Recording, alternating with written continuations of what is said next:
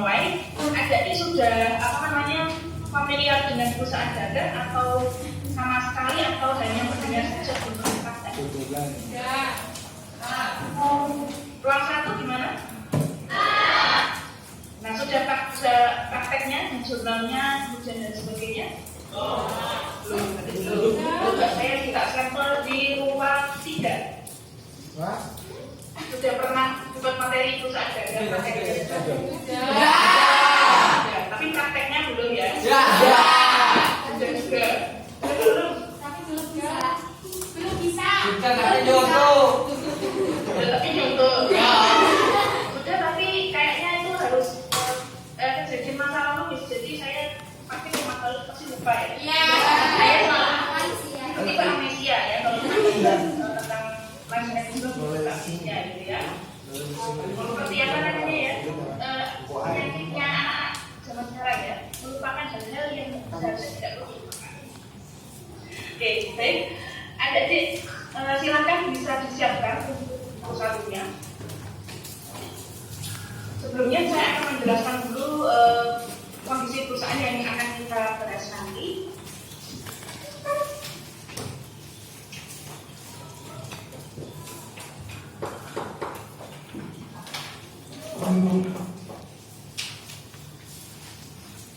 Saya besarkan sekian, sudah jelas dari layar ada semuanya? Oke, jadi untuk praktik siklus akuntansi itu dimulai dari halaman 20 ya. Di halaman 20 kita mulai praktik siklus akuntansi untuk perusahaan dagang.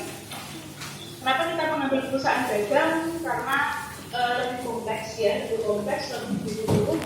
Kalau perusahaan jasa itu ya jenis sekilas saja, kemudian integrasi dengan pajaknya juga kurang luas sekali. Jadi kita memilih untuk menggunakan perusahaan dagang untuk pengetahuan adik-adik semuanya. Apalagi adik-adik sudah masuk di kelas 2 ya, kelas 2 semester 2, jadi bentar lagi sudah kelas 3. Paling enggak dasar untuk perusahaan dagang sudah adik-adik terima ketika kalian belajar di semester 1, di kelas 1. Ya, tapi saya tidak memungkiri karena kondisinya seperti ini, mungkin secara virtual dan sebagainya mungkin kurang maksimal ya. Jadi nanti kalau misalnya ada tugasan dari adik-adik semuanya, silakan kita bersama. Di bukti 20 itu halaman utamanya, jadi ada beberapa isinya nanti perusahaan kita. Jenisnya adalah perusahaan dagang. Bisa langsung dibuka di halaman 23.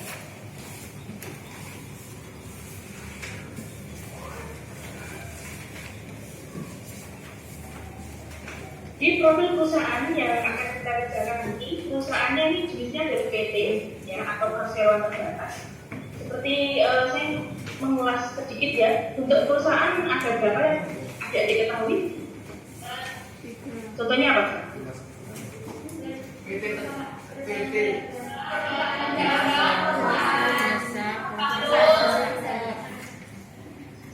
Itu namanya jenis ya, itu jenis perusahaannya. Kalau jenisnya ada dagang, jasa, manufaktur. Tapi kalau bentuknya itu ada perusahaan perseorangan, ada CP, ada firma, ada PT, koperasi. Itu namanya bentuk perusahaan. Tapi kalau jenis perusahaan baru ada digitalnya, perusahaan jasa, perusahaan dagang, perusahaan. Kalau misalkan ada yang belum ini bisa dicatat lagi ya. Kemarin saya sudah nyatet nih, nah sekarang dicatat lagi tidak apa-apa. Jadi semakin sering adik-adik menulis hal-hal yang misalkan sering itu diulangi, nanti lama-lama hafal sendiri kayak gitu ya. Jadi kalau ada jenis perusahaan itu baru adik-adik menyebutkannya perusahaan jasa, perusahaan dagang, perusahaan manufaktur. Itu namanya jenis perusahaan. Treatment akuntansinya dasarnya sama, cuma nanti ada beberapa hal yang berbeda.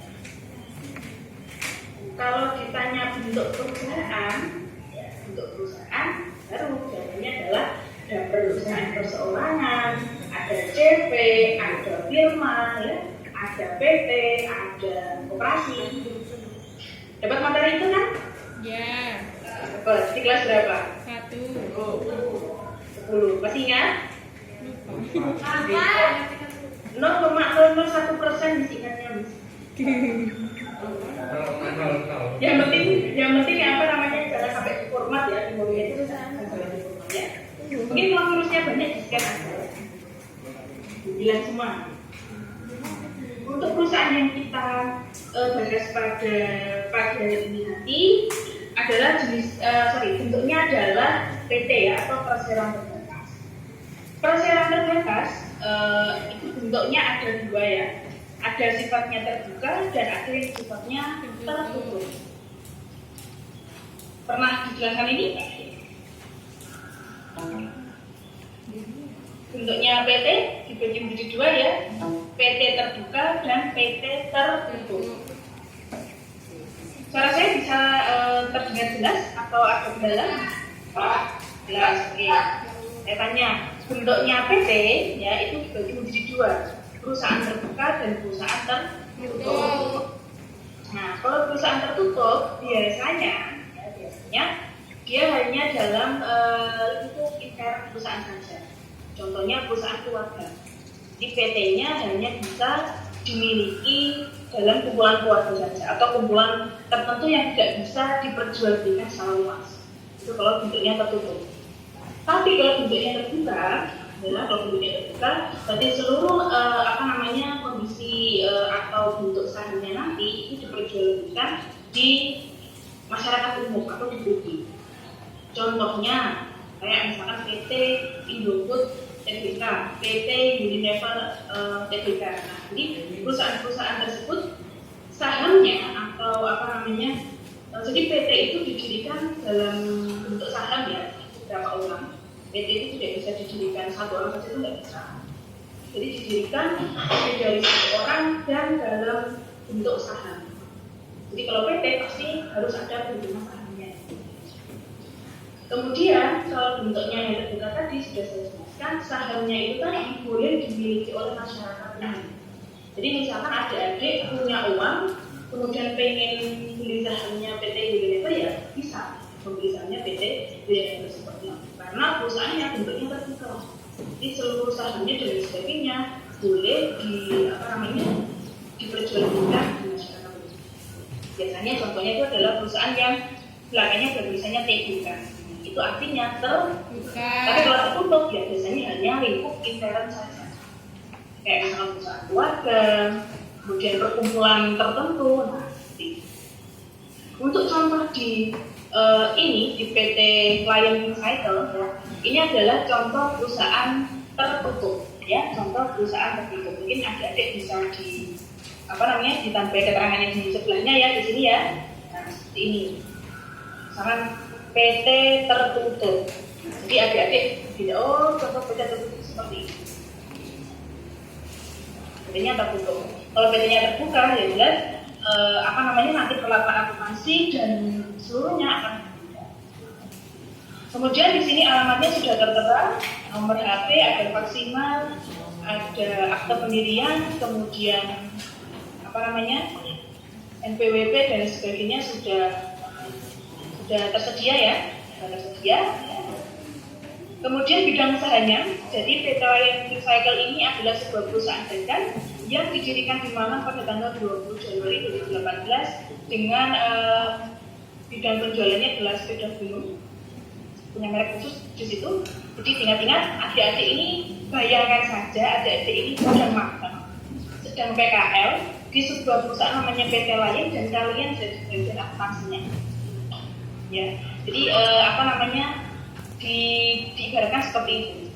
Jadi saya hari ini nanti seminggu ke depan saya beranggapan bahwa ini adalah bagian akuntansinya di PT Lion.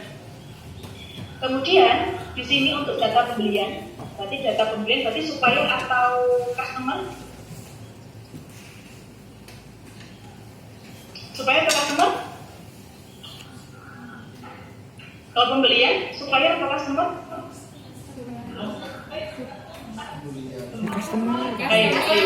Pembelian. Berarti posisinya kamu yang beli. Berarti PT Adipati Cemerlang ini supplier atau customer? Ulangi lagi, supplier atau customer? Perusahaan PT lain yang membeli. Berarti PT Adipati ini supplier atau customer? Jual, klien. Oh, ayo, jalannya lagi. Pembelian, karena dia pernah dibeli dari distributor tunggal, berarti kita posisinya sebagai pembeli. Kalau pembeli itu tadi istilahnya apa? Benar. Berarti kalau PT Adipati ini customer atau supplier? Supplier. Oke, silakan bisa ditaruh di sebelahnya tulisan pembelian, kamu tulis supplier biar buat belajar ya, kamu tulis supplier. Ya itu tulis supplier. Selain supplier, ada istilah lain nggak? PT Adipati itu. Bisa juga istilahnya vendor. Vendor, boleh istilahnya seperti itu. Boleh juga namanya pemasok. Ditulis. Jadi nanti adik ketika ada soal. Sini juga bisa. Pakai pulpen aja, nggak usah pakai pensil, nggak kelihatan. Itu adalah posisi di mana dia yang memberikan pada kita. Atau posisi kita adalah sebagai pembeli. Oh ada soal misalnya vendor, nggak usah bingung lagi. Oh vendor itu sama seperti supplier. Vendor itu sama seperti pemasok. Jadi nggak bingung. Di sini untuk pembeliannya atau suppliernya atau vendornya cuma satu dari PT Adipati. Kemudian untuk kedua pemasaran. Nah, pemasaran di sini, pemasaran si PT Rayan ini hanya di dua perusahaan ya, di PT Dharma Wangsa sama PT Nufasuti. Jadi di sini pemasarannya, berarti posisinya si PT Dharma Wangsa dan si PT Nufasuti ini adalah supplier atau customer. Customer, oke. Nanti boleh kalian tambahin di sebelahnya ini adalah customer.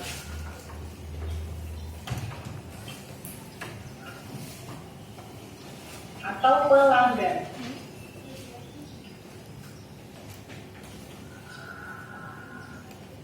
Istilah seperti sepele ya, tapi kalau misalnya adik-adik mengerjakan soal tiba-tiba tidak tahu istilah yang lain, itu juga akan mencoba ya, karena nanti pengakuannya, kemudian perlakuannya jelas. Jadi dengan pembelian kita cuma ada satu, suppliernya PT Adipati, kemudian pemasaran kita ada dua, PT Dharma Wangsa dan PT. Kemudian yang berikutnya adalah pemegang saham.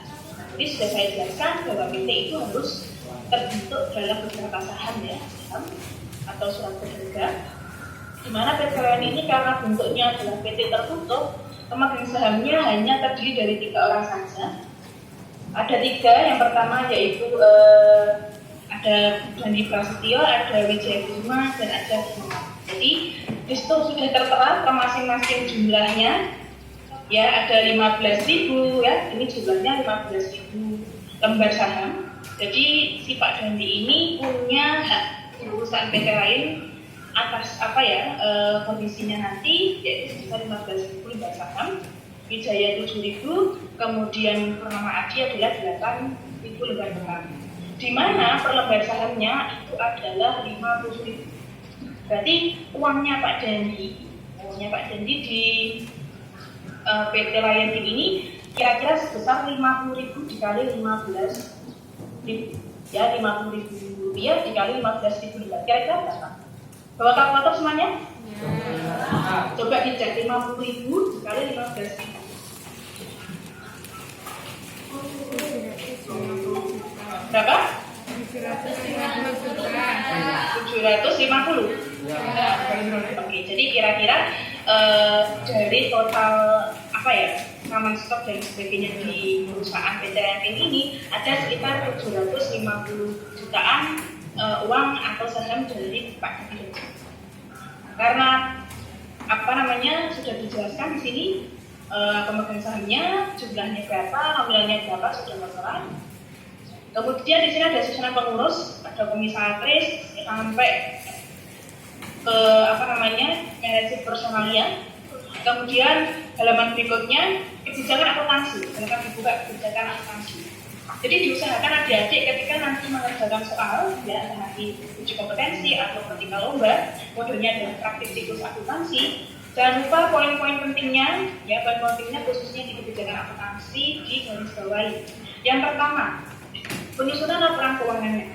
Untuk penyusunan laporan keuangannya yaitu berdasarkan standar akuntansi keuangan entitas tanpa akuntabilitas atau SAK ETA. Kenapa kok menggunakan SAK ETA? Karena dia perusahaannya adalah perusahaan tertutup.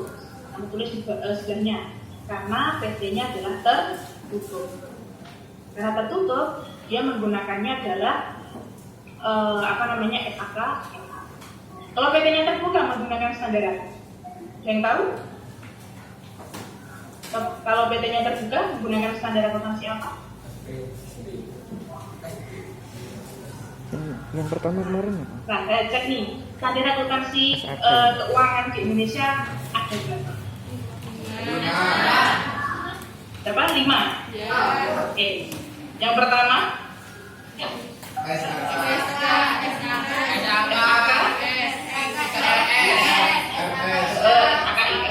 Singkatannya apa?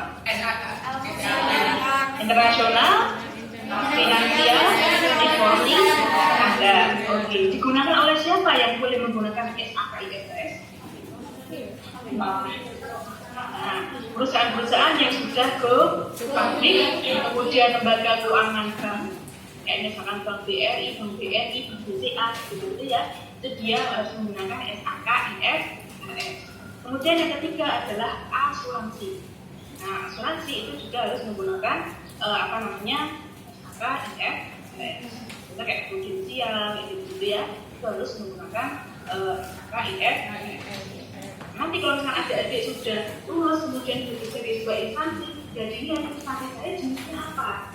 Kalau saya jenisnya ini, maka laporan akuntansi saya dasarnya dari standar ini. Jadi dibandingkan.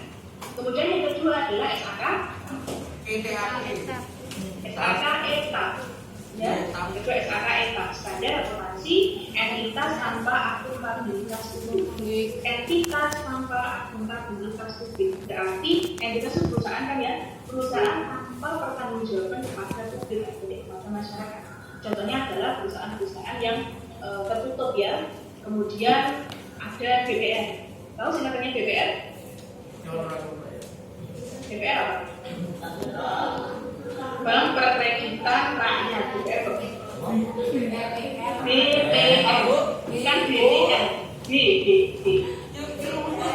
BPR. Bank Perkreditan Rakyat. Nah, jadi meskipun BPR ini adalah bentuknya sudah perbankan, tapi dia standar akuntansinya menggunakan SAK ETA, bukan IFRS ya.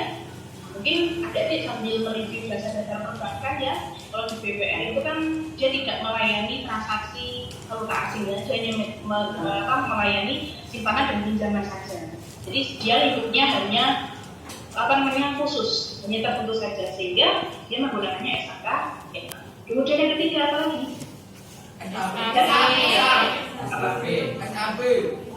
SAK syariah dulu. SAK syariah. Standar akuntansi keuangan syariah. Jadi digunakan untuk entitas yang basisnya adalah basis syariah. Syariah Islam ya. Jadi nanti dasarnya dari fatwa, dari Dewan Syariah ya. Kemudian dilibatkan nanti di Al-Quran dan Al-Hadis ketika pengambilan keputusan. Terus istilahnya kayak mudoroba, musyarakah, murabahah, seperti itu ya. Ada ijarah dan sebagainya. Nanti saya tidak akan membahas banyak ya. Nanti kalau bahas itu nanti selesainya bisnis aksi ya. Oke. Kemudian yang keempat adalah SAP, standar akuntansi pemerintah. Jadi digunakan untuk instansi pemerintah, baik itu dinas, kemudian apalagi sekolah-sekolah ya, kemudian ada rumah sakit miliknya daerah dan sebagainya, yang pokoknya yang itu adalah pelayanan publik atau miliknya aku boleh pemerintah. Itu menggunakan standar akuntansinya adalah SAP. Kemudian yang kelima, yang paling terbaru adalah SAK EMKM. MKM singkatan dari entitas mikro, kecil dan menengah. Jadi kalau usaha-usaha yang tergolong dalam EMKM tadi, maka dia dasarnya ketika mau melakukan pengakuan dan sebagainya juga menggunakan standarnya EMKM. Kemudian berikutnya poin kedua adalah kas kecil. Jadi di PT Lion ini perlakuan untuk kas kecilnya, untuk pengeluaran kas sehari-hari dalam jumlah 1.500.000 per bawah itu menggunakan dana kas kecil. Jadi kalau pengeluarannya kas di perusahaan, ya, jadi kas di perusahaan, kas kecil buat operasional perusahaan, misalkan untuk beli bensin, untuk yang lain sebagainya. Kalau misalkan masih di bawah 1.500.000, maka pengeluaran dananya menggunakan dana kas kecil. Jadi nggak perlu beli bensin pakai ATM, itu nggak perlu. Ya, misalkan beli bensin 50.000 pakai ATM atau pakai tabungan di bank, itu nggak perlu ya. Tapi kebijakan di sini bisa menggunakan dana kas kecil. Nah, dana kas kecilnya yaitu menggunakan sistem dana tetap, ya, dana tetap atau invoice fund system. Kalau invoice fund system ini, setiap terjadinya transaksi, kalau misalkan perlu ditulis, silahkan ditulis ya. Setiap terjadinya transaksi tidak dilakukan pencatatan ketika transaksi terjadi. Saya ulangi lagi, sistem dana tetap ini, ya, ketika terjadinya transaksi tidak dilakukan pencatatan pada saat terjadinya transaksi. Jadi ketika transaksi tidak perlu langsung di jurnal itu. Jadi nanti ketika ada bukti transaksi yang bentuknya kas kecil, kalau perusahaan bentuknya dana tetap, itu nggak perlu di jurnal. Jurnalnya kapan? Nanti ketika ada pengisian kembali di setiap akhir bulan. Jadi ketika pengisian kembali di akhir bulan, baru diperhitungkan apa saja pengeluaran selama 1 bulan yang menggunakan dana kas. Sepertinya di buku ini ya, di buku 1 juga sudah ada materi perbedaan antara pencatatan kas kecil, metode dana tetap maupun tidak. Sudah ada di materinya. Kalau nggak salah di halaman berapa ya? Di halaman 1 itu ada. Buku 1 halaman 1 itu ada contoh perbedaan pencatatan dana kas kecil. Sudah ketemu? Nah, itu contohnya ya, contoh sekilas tentang perbedaan sistem dana kas kecil. Baik, saya lanjutkan. Poin ketiga, kembali lagi ya, halaman 25.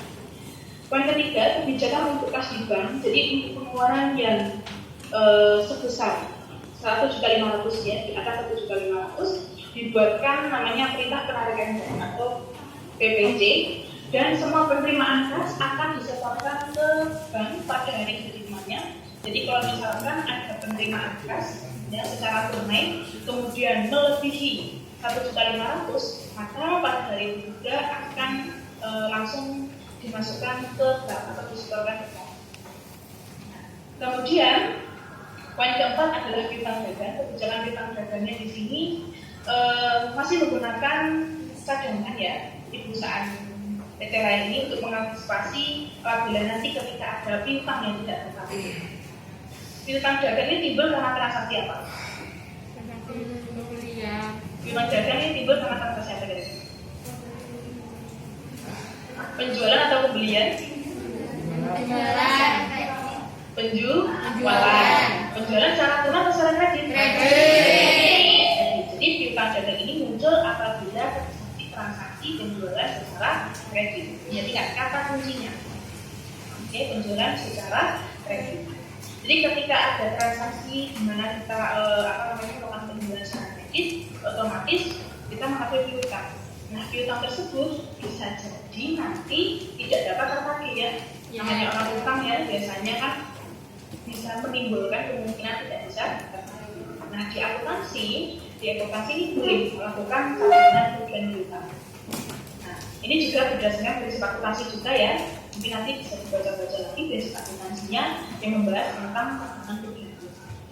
Nah, cadangan kerugian piutang ini di PT lain ditetapkan sebesar 0,02% dari saldo penjualan di akhir bulan. Kemudian pelanggan yang terlambat melunasi utangnya dikenakan denda 1% dari saldo utang. Jadi ketika si customer ini nanti telah membayar kepada PT lain, maka kebijakannya dikenakan denda 1% dari saldo utangnya. Kemudian poin kelima adalah hutang dagang. Hutang dagang sama penjelasannya ya, cuman kalau hutang dagang ini muncul akibat transaksi Pembelian secara kredit. Oke, pembelian secara kredit. Maka timbulnya hutang dagang. Kemudian poin ke-6, persediaan barang dagangan. Persediaan barang dagangan yang diterapkan di PT lain ini menggunakan metode masuk pertama keluar pertama atau first in first out. Sudah pernah membuat kartu persediaan sebelumnya? Sama sekali belum ya? Oke, kalau belum saya harap nanti ketika kita sedang praktek diperhatikan baik-baik ya, supaya nanti adik-adik bisa mengikuti. Kemudian untuk pengakuan persediaannya dicatat menggunakan metode property loss. Poin ketujuh, aset tetap. Untuk aset tetapnya, ya setelah berwujud, ini dimiliki perusahaan dicatat berdasarkan prinsip harga perolehan. Jadi ketika pembelian aset tetap, ya pembelian aset tetap diakui sebesar harga perolehan. Harga perolehan sama harga beli sama apa beda? Bedanya apa ya? Yang jawab beda dari ruang berapa?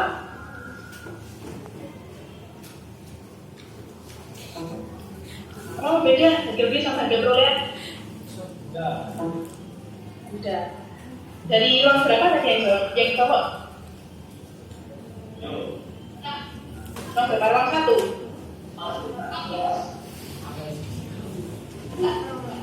Bedanya apa? Bedanya apa? Bedanya apa?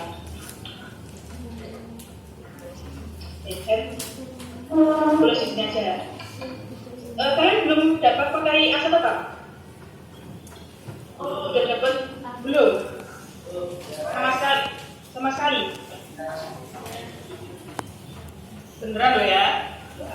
Belakang ada bulu-bulu loh. Iya. Harga perolehan.